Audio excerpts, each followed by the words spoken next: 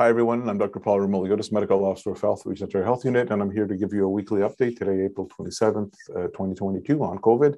I'm going to share my screen as I usually do.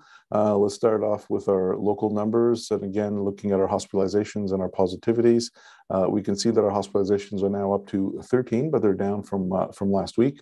I'm just going to get a full screen here. And we can see as well that as we go to the specific numbers, the numbers of hospitalized patients, again, this graph here shows us patients who are hospitalized with positive tests, not necessarily due to COVID. And if you're looking at the COVID admissions, again, they're a bit down as compared to previous weeks. So we are seeing a leveling off in hospitalizations, and we are seeing this provincially, as I'll show you a bit later. In terms of our positivity, we're leveling off at around 15%, and that's a bit lower than the provincial average.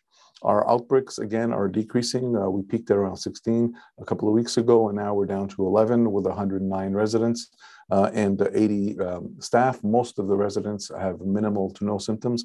Unfortunately, we've had 2 deaths over the last couple of days in elderly individuals. And again, what we're seeing is most of the deaths are occurring among the elderly. Wastewater, again, we're leveling off. It seems that we're leveling off at all of our 3 areas, Cornwall, Castleman, and Hawkesbury. Castleman is going up and down, but again, overall trends both locally and provincially here, as you'll see, our numbers are up a bit. You saw here provincially where around 13th, 15th of April, we started seeing an uptick. That's because of the Easter break, and then we're seeing a bit of a leveling off. And if you look at more of the local level, we can see that particularly in our eastern area. And when I say eastern, it involves health units all the way from Belleville to us. And you can see here that we have had a bit of a leveling off in this area. Sorry.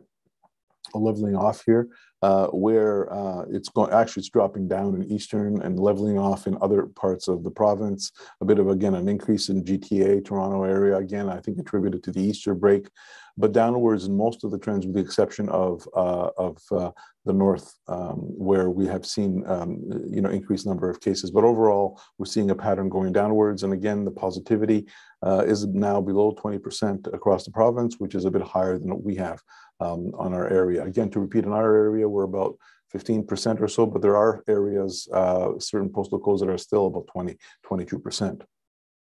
Worldwide, just to give you a bit of a context, we're looking at most of the countries now have had a 14-day decrease in cases, and that's good news. And the countries that have not had decreases have had very little upticks, more stable.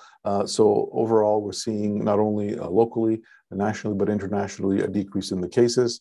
And again, this is reflected by the positivity, and this is also the case numbers as well, where we can see the positivity decreases on most of the health units now, as compared to the previous weeks where most of the health units had increases. So now we're on the downward trend.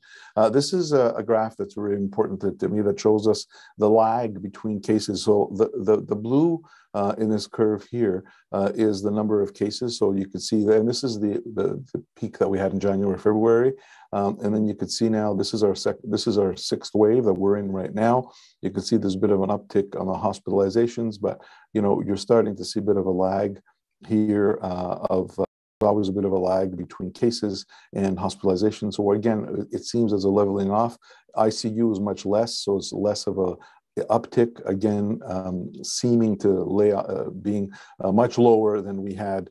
If you could see here, this is current, and this is what we had in January. So you can see marked decrease compared ICU here now and ICU peak there, and certainly less than what we had last April. Again, all of this is due, the numbers and the blunting of the hospitalizations are due to vaccination.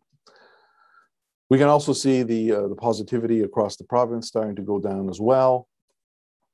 This is, again, looking at vaccinations, and again, we're now tracking 4th doses, and you could see here that we're about 15% of our 60 plus who have had their 4th doses, and we're still about 60% of 18 plus, but if you look at 12 plus, we're about 57% 3rd dose.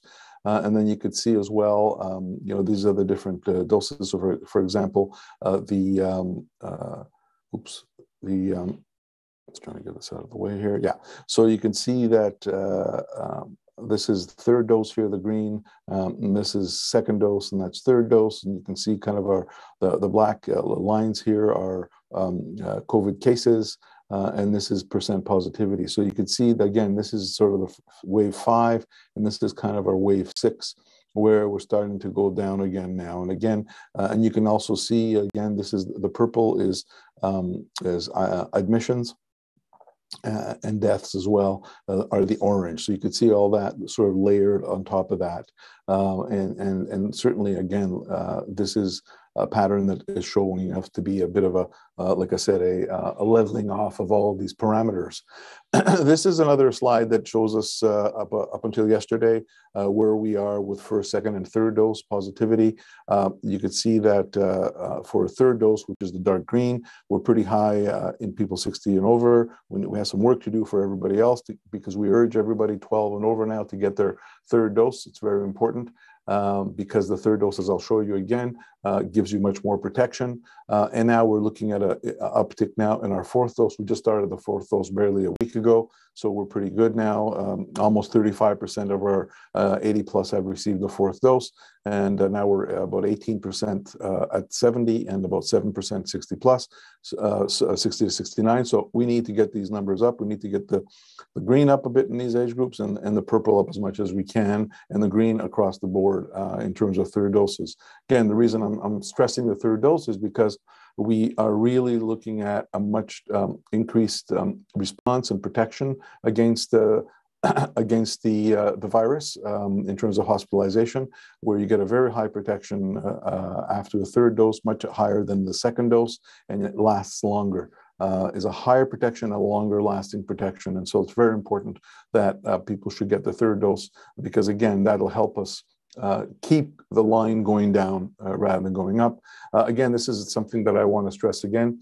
People who tend to be vaccinated, and some studies have came out that unvaccinated individuals actually shed the virus much more, and everybody around them is at higher risk than vaccinated individuals. And so would be, in other words, if you're vaccinated, particularly third dose, and even if you get an infection, you will be shedding, there'll be less virus that you'll be breathing out to infect other people. So that's very important. So it's another reason to get your third dose as well. Again, this is just a slide. I keep it there all the time because it just shows us the rate of hospitalization and ICU admission, which is much higher among the non-vaccinated as compared to the vaccinated. And this again just shows us again the disproportionate number of hospitalizations, deaths, and ICU admissions that are occurring among the non-vaccinated, which is the bright pink here, as compared to the vaccinated. And you could see most of the deaths and most of the hospitalizations are occurring in people who are in their 60s. And that's why we're promoting the fourth dose now to people 60 plus. Again, this is where we are right now. We want to blunt the wave. Again, I've said it time and time again, vaccination is the way to go. It is today's a brighter day than we had a couple of weeks ago in terms of the numbers. We're still seeing hospitalizations. We're still seeing high ICU admissions. We're still seeing some deaths, less of a rate than we had before. But again, we need to do what we can to prevent them. And so getting vaccinated, getting boosted, getting your first, second, third, or fourth dose, depending if you're available. I said it last week as well. Novavax is a non-mRNA vaccine. And if people don't want or can't get an mRNA vaccine, this is another choice that you would have. Masking, again, as you know, the mask mandate for high-risk settings was extended into June, which is, I think, very appropriate. And I would also recommend that masking in indoor places still be done, and particularly if you're vulnerable, or if you're uncomfortable, or if you're living with vulnerable individuals or with vulnerable individuals. That again will be reassessed in a couple of weeks. So I do believe that we're now at the downward trend where we'll be reassessing that, and at some point that recommendation will be less strong.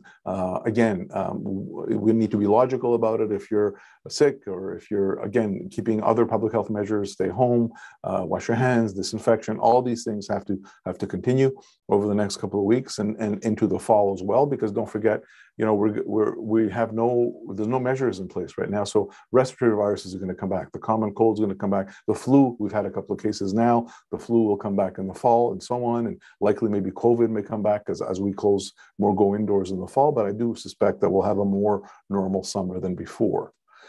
And finally, again, Paxlovid, I think, is a game changer. We're now giving it to, locally, we're giving it in some retirement homes, and people are doing very well with this. And so please, there's more and more, it's more availability now. We have available at all our pharmacies in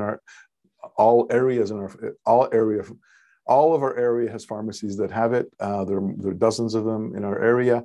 We're also going to be working with, again, others. There's going to be a virtual program where people can actually call in or have a virtual consultation and get the prescription if they don't have a doctor. So stay tuned. We're going to be sharing that as soon as that becomes available.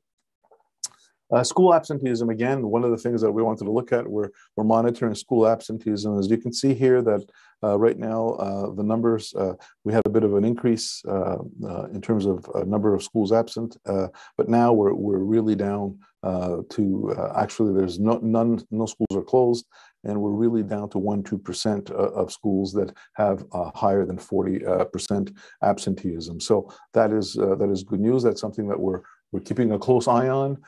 Since the mask removal, again, we're recommending masking in all indoor places. And again, my message to you is that we've turned that, I think we're turning that corner. We're on our way downwards, but we cannot let go of the precautions that are still in place. And I can't overstress